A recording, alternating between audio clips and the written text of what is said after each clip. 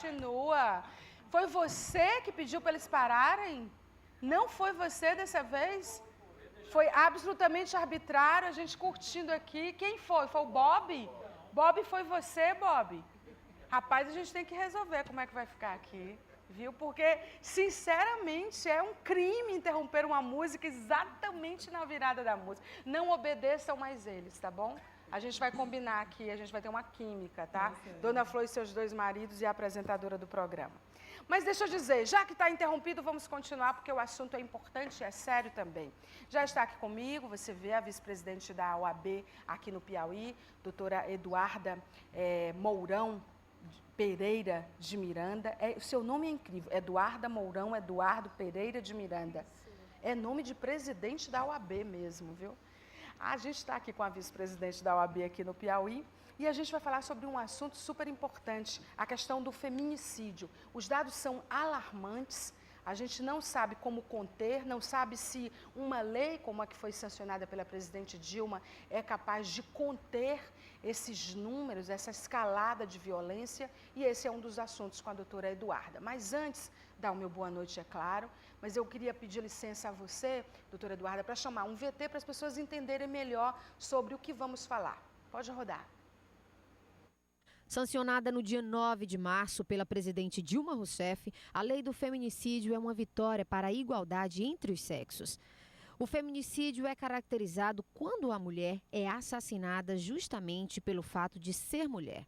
Na prática, isso quer dizer que casos de violência doméstica e familiar ou menosprezo e discriminação contra a condição de mulher passam a ser vistos como qualificadores do crime.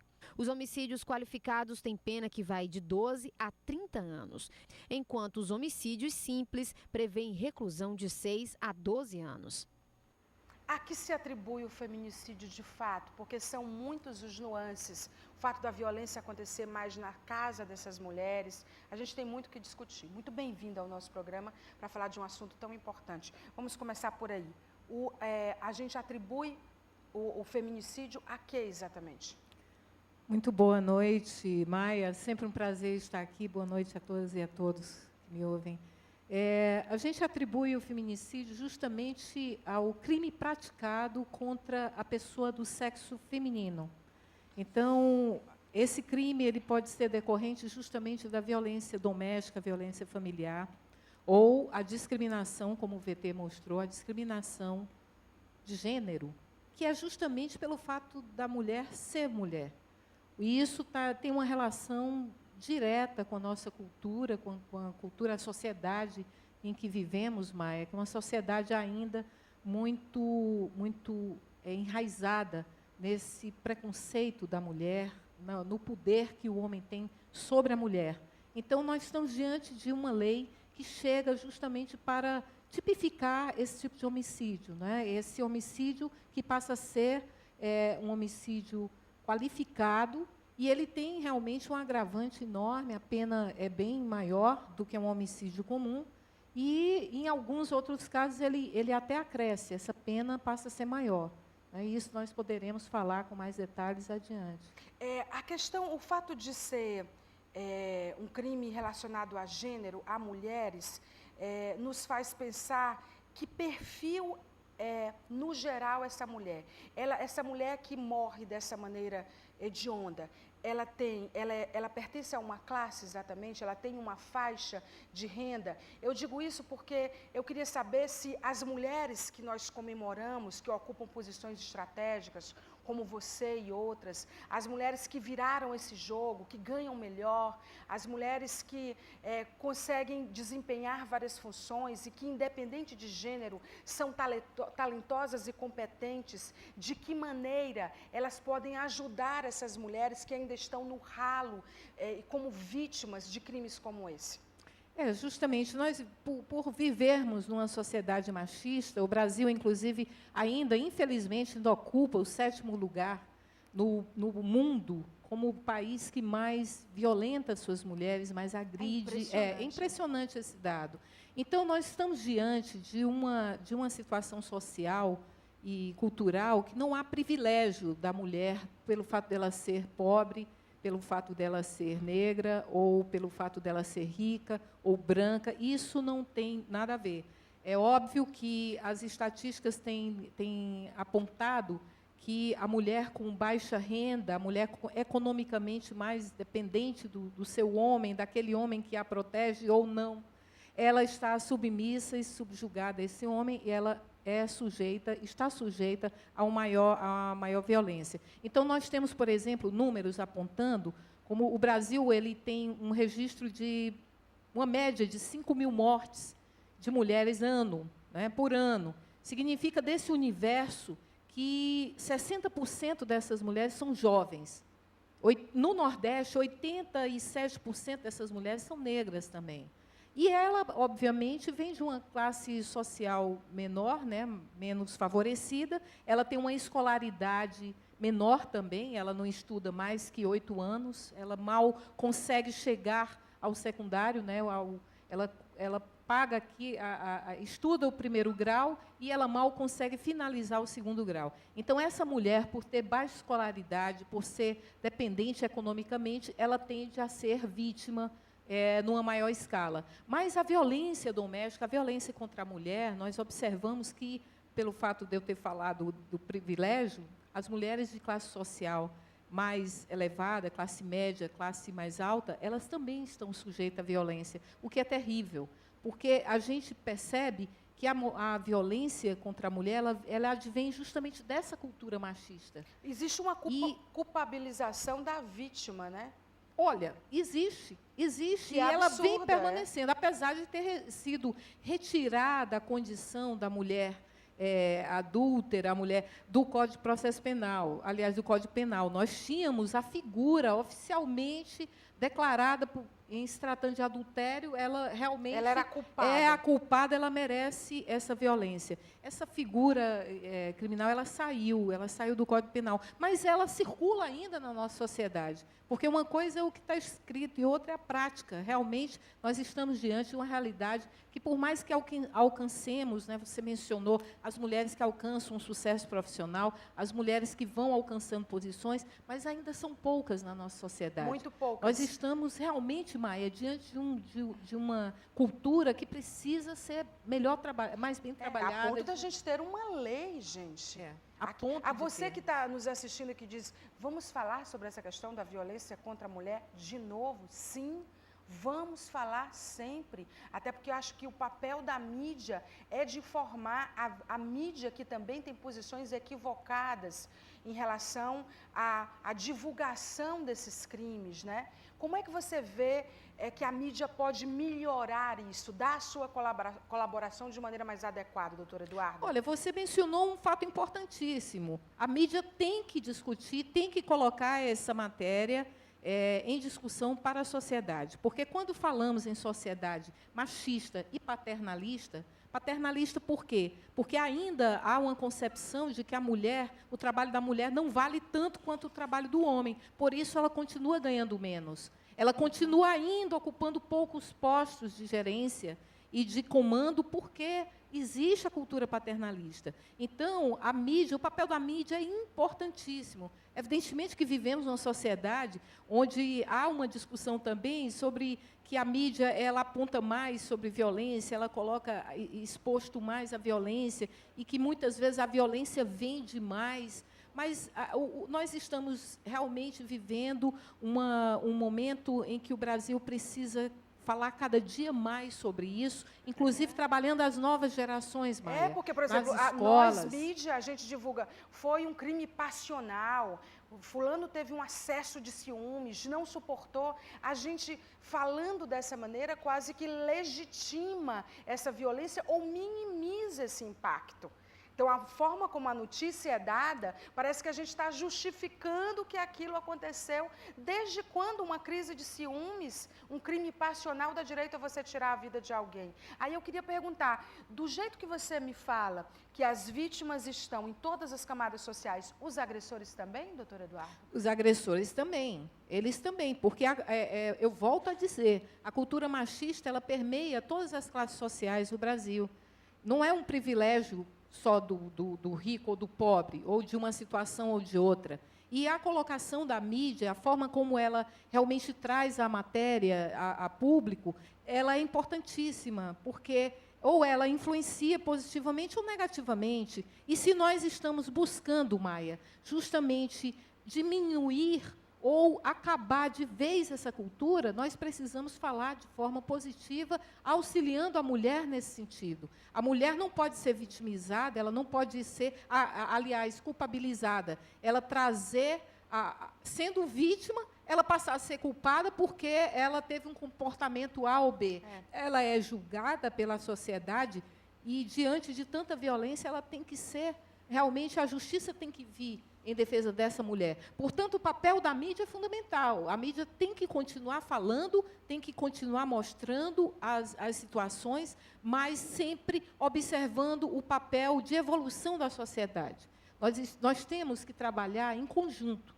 Se o crime acontece, ele é hediondo, ele é um crime abominável, ele, deve ser mostrado, mas ele também deve ser conversado, deve ser discutido, como não acontecer mais, advertindo os perigos, Claro, né? claro. Advertindo E sobre a lei. legislação. A gente falou sobre legislação no começo. O que prevê o feminicídio? Qual é a pena? O VT mostrou, e justamente a pena ela vai de 12 a 30 anos. Você acredita que isso vai acontecer na prática? Olha, tem os atenuantes, como tem também os agravantes, né? Dentro dos agravantes, por exemplo, onde a pena é aumentada 1/3 ou mais, da metade, ela é justamente, por exemplo, quando a vítima, a mulher, é menor de 14 anos, ela é maior de 60, é a mulher gestante ou teve o seu bebê até 3 meses, a mulher tem deficiência, enfim, de todas as maneiras, é portadora de deficiência. Então, esse tipo esses casos, que são mais ou menos escalas, esse tipo agrava a pena. Olha, nós estamos diante, por exemplo, de um conflito sobre o que é a Lei Maria da Penha e agora o feminicídio. Assim, qual é a relação dessa lei com a Lei Maria da Penha, que é de 2007? Todas buscam a proteção do direito da mulher. Todas buscam diminuir ou simplesmente banir a violência contra a mulher e a violência doméstica e familiar. As duas têm a mesma concepção. Evidentemente que uma está inserida no Código Penal e tipifica agora, né, esse homicídio para a pessoa do sexo feminino e gênero, né? Agora, a Lei Maria da Penha, ela traz alguns outros aspectos que diz respeito à violência familiar e doméstica, não necessariamente a morte, porque o homicídio está dentro do Código Penal, ok. É a questão de vários tipos de violência que nós nos deparamos. A violência sexual, a violência psicológica, a ameaça, a violência patrimonial. Então, são muitas as violências que a mulher sofre no âmbito familiar, no âmbito doméstico e também em outras situações. Mas o que é importante é nós observarmos o seguinte: elas têm um objetivo comum, que é justamente trabalhar a sociedade. O Brasil, então, tem 2 leis de combate à violência contra a mulher.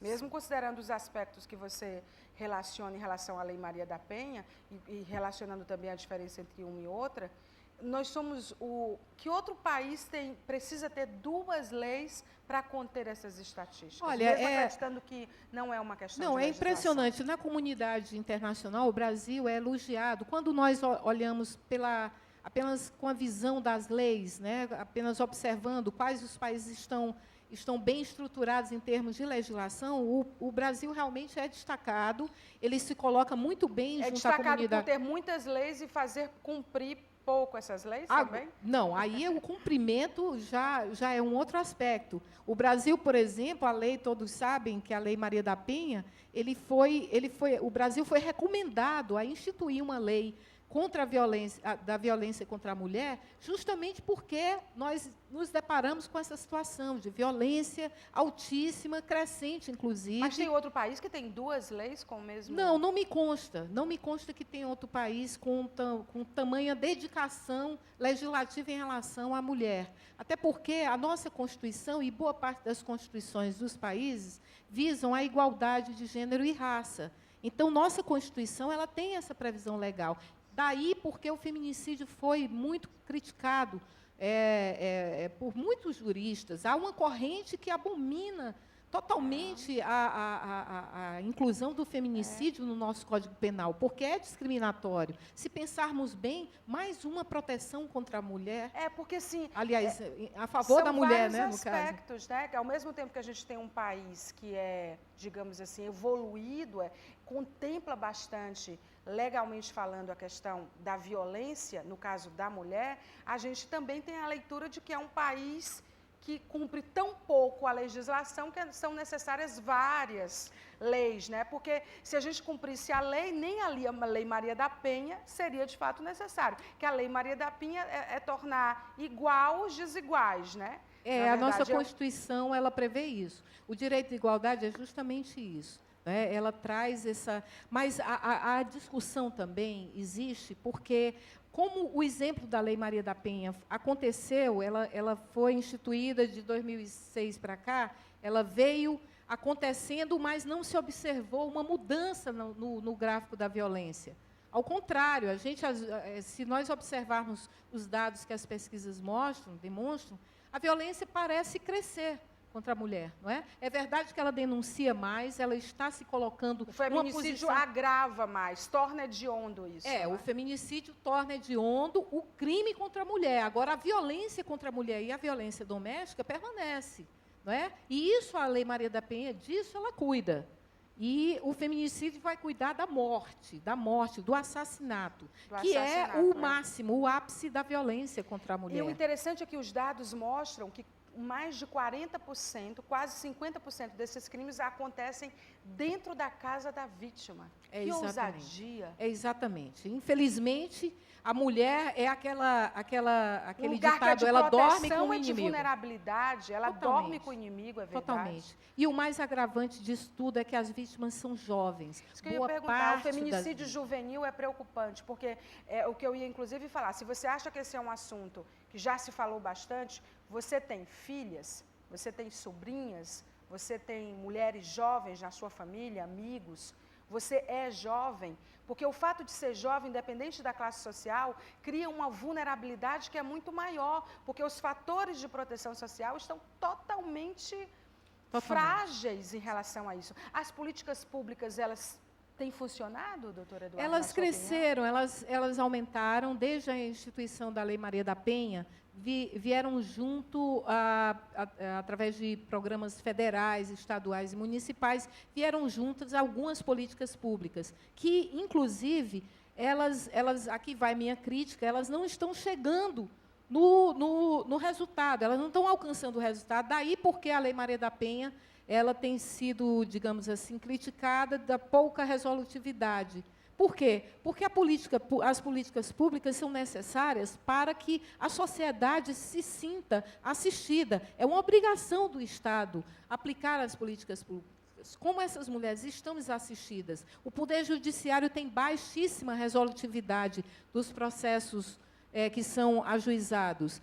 Então, essa mulher que teve a coragem de denunciar e, ao mesmo tempo, não vê a resolutividade, ela perde um pouco a sua esperança. Aquela que está querendo denunciar, observa o Estado e pensa, será que eu devo denunciar? Eu já estou subjugada por esse homem, eu já sofro nas mãos dele. E, denunciando, o que vai acontecer comigo? Então, essa é a grande discussão sobre...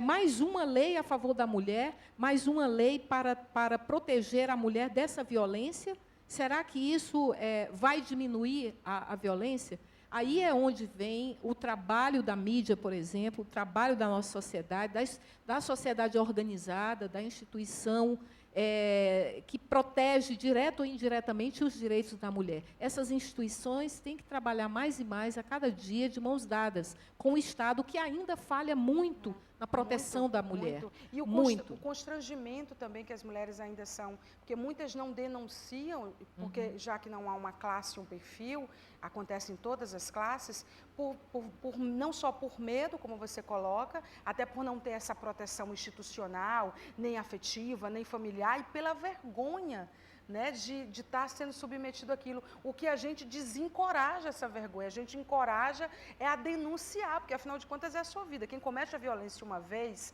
isso vira uma bola de neve, É, gente. vira. Dentro da psicologia ou da psiquiatria, até se fala em retroalimentação.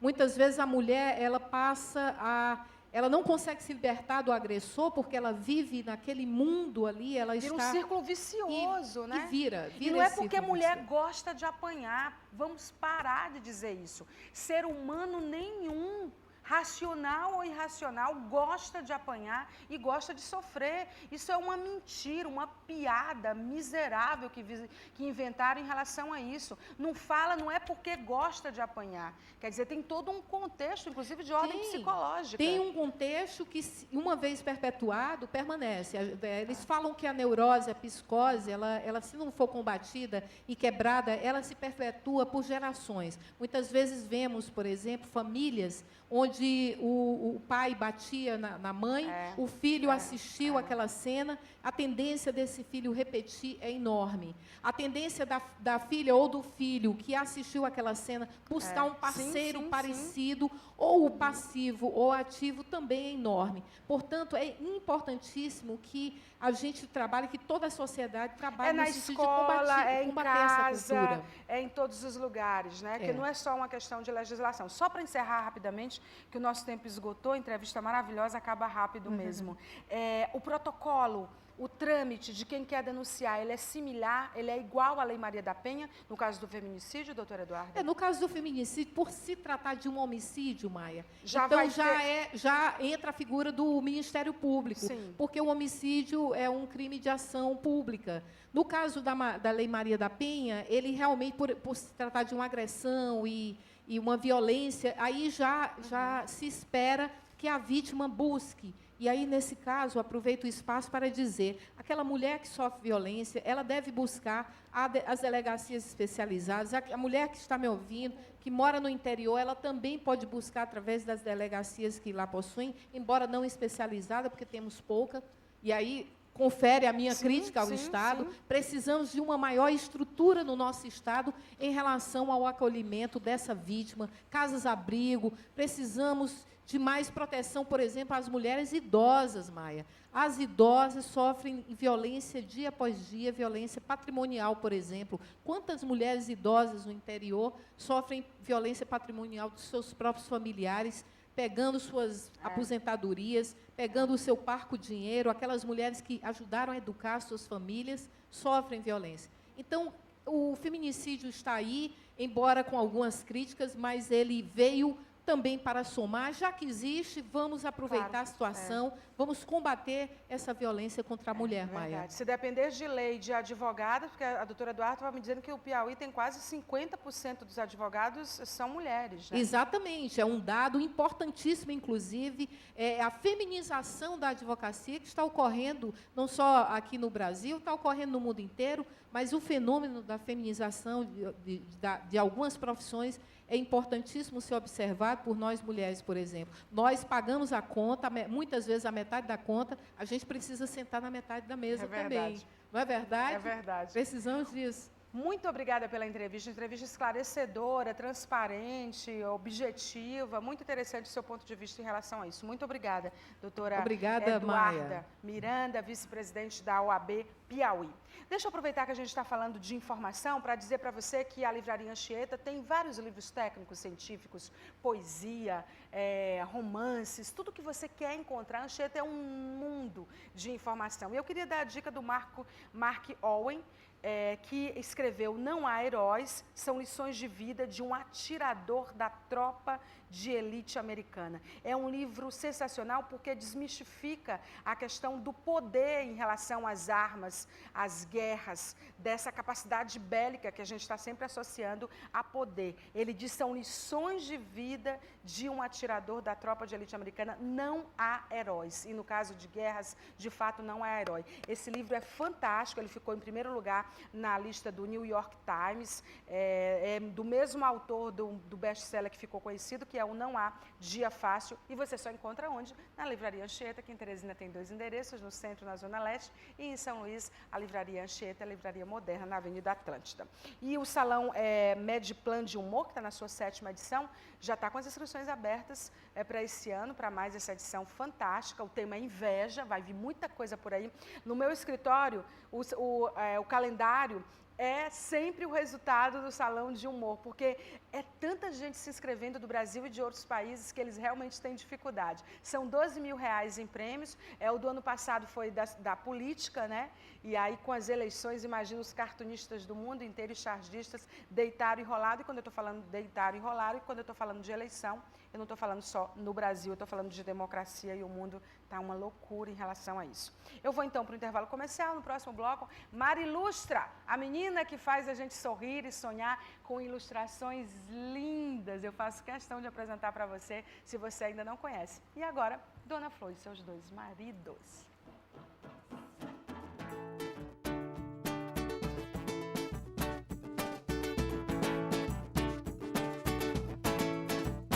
Minha lua inteira, supapo, na cara do fraco, estrangeiro, gozador, filho de coqueiro baixo, onde engano se enganou.